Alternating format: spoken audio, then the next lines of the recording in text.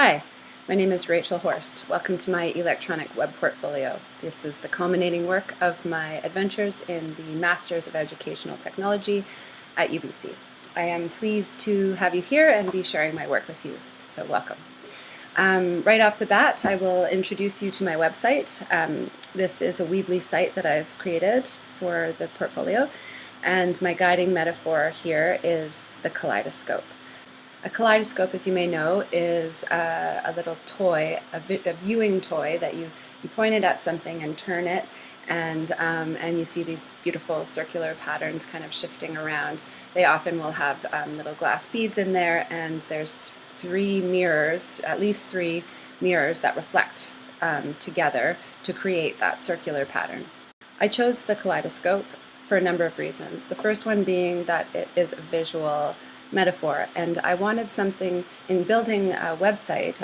I was thinking about what it would look like and what kind of images I would like to use and what technologies would I like to play with. And I wanted a metaphor that I could explore visually, which I've done on the website, and I will talk about in a minute.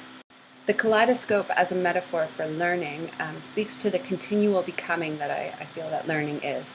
Learning, for me, I don't think of it as a linear path, an evolutionary path where you start off one place and end up somewhere else that's different or better.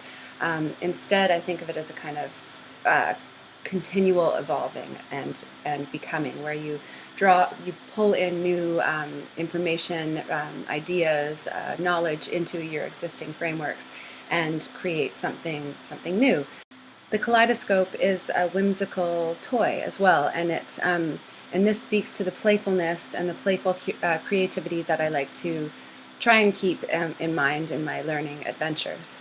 So if we think of the kaleidoscopic image, it's a confluence, a combination of all kinds of light and colors and views.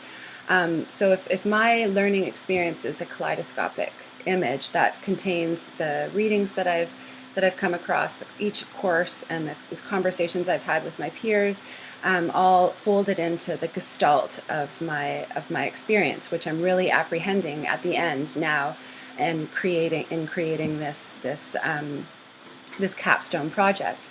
The gestalt theory is that the whole is greater than the sum of its parts. And actually that word greater kind of troubled me, and when I was looking into it, there was a Gestalt psychologist, Kurt Koffa, who said that the whole is something other than the sum of its parts, isn't greater, but is something different and separate. I've tried to design this website with simplicity in mind. There are 3 reflective learning goals, which are the metaphorical mirrors and the kaleidoscope. That is the website. It's funny to think of coming up with goals at the end. These weren't goals that I had at the beginning of the program 5-6 years ago.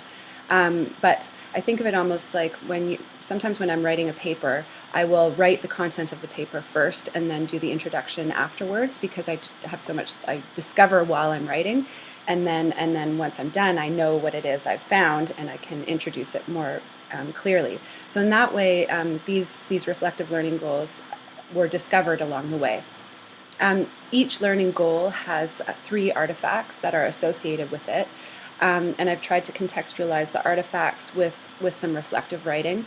But like a kaleidoscope, it's hard to pull apart the pieces.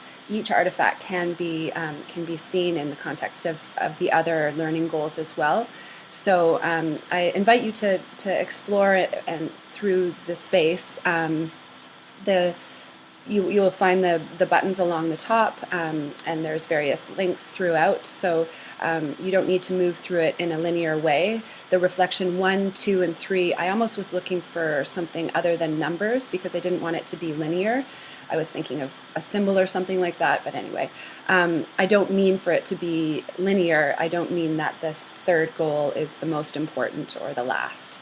One of the theories I came across in the course of my studies, and one that I really identified with, is the idea of constructionism. This is Seymour Paper's extension and elaboration of Jean Piaget's constructivism. Seymour Paper really put a focus on the tools and the artifacts that we use to to learn and create meaning and interact with each other and learn from each other. So in that way, the building of this website, that it was very kind of tactile, taking my learning and putting it into the website and into the metaphor, really it has helped me comprehend the gestalt of my learning experience. It's been a long journey.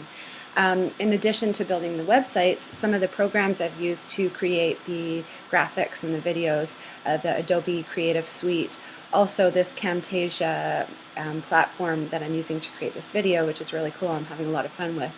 In this way, I've been using these tools to create meaning out of my journey, and it's been quite a fun process.